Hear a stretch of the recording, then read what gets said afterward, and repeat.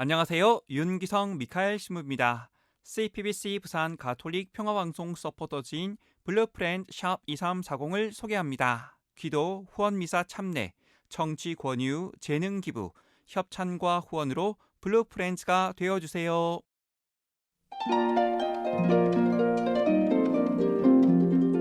성 막시밀리아노 마리아 콜베사제 순교자 기념일에 보내드리는 오늘의 강론.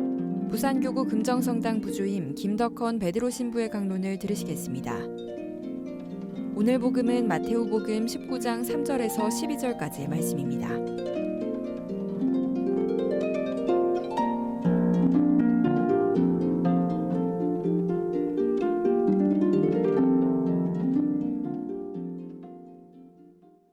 그때 바리사이들이 다가와 예수님을 시험하려고 무엇이든지 이유만 있으면 남편이 아내를 버려도 됩니까? 하고 물었다.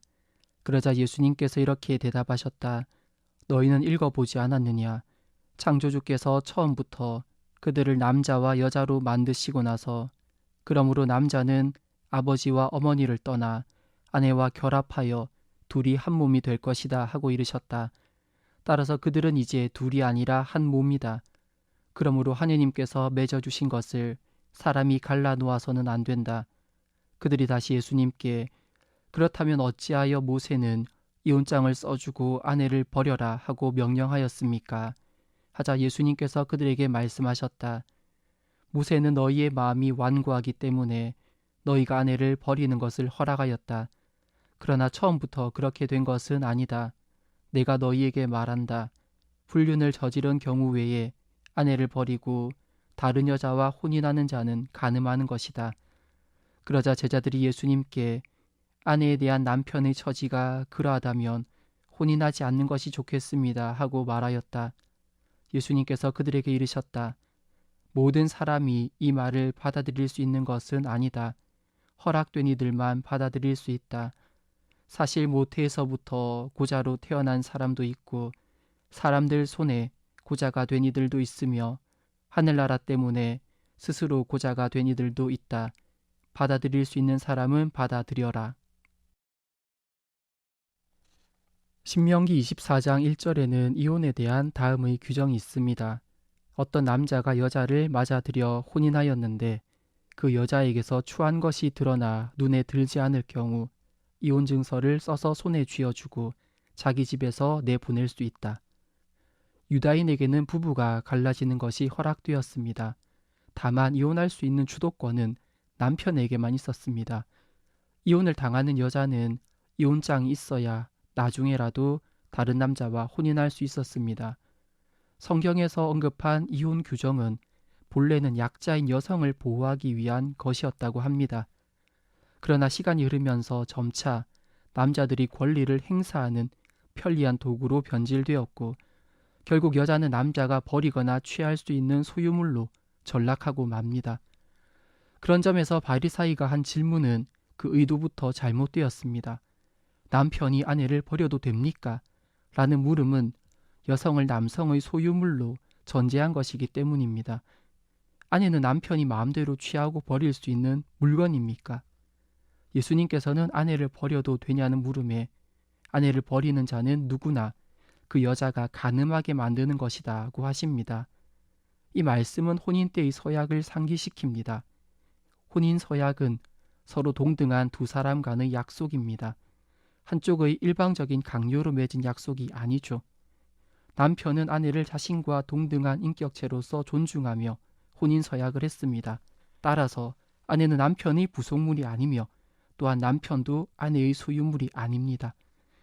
무엇이든지 이유만 있으면 남편이 아내를 버려도 됩니까? 라는 질문은 다음과 같은 이유로 또한 잘못되었습니다. 왜 부부 사이에 문제가 생겼을 때 헤어질 생각부터 합니까? 어째서 관계를 회복할 생각은 하지 않고 그것을 위해 노력하지 않습니까?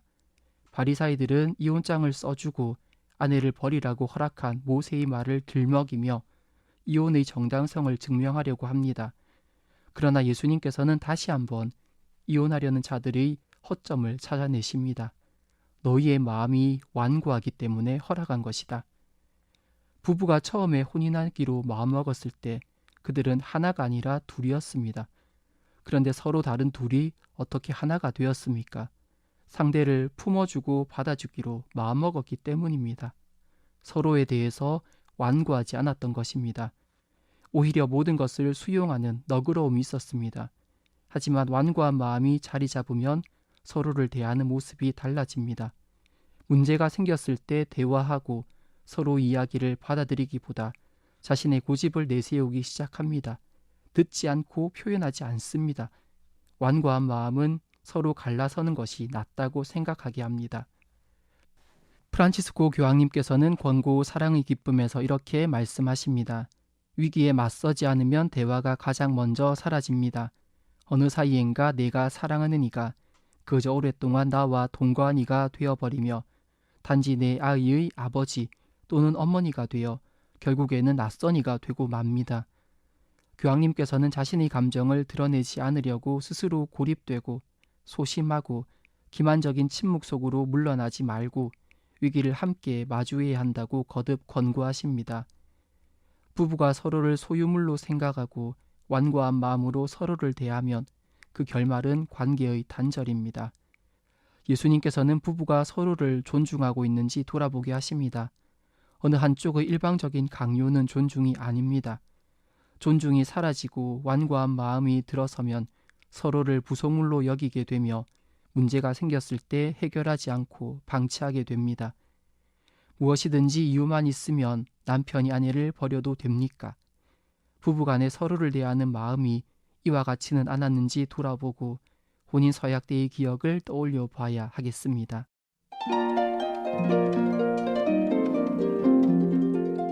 지금까지 부산교구 금정성당 부주임 김덕헌 베드로 신부의 강론을 들으셨습니다.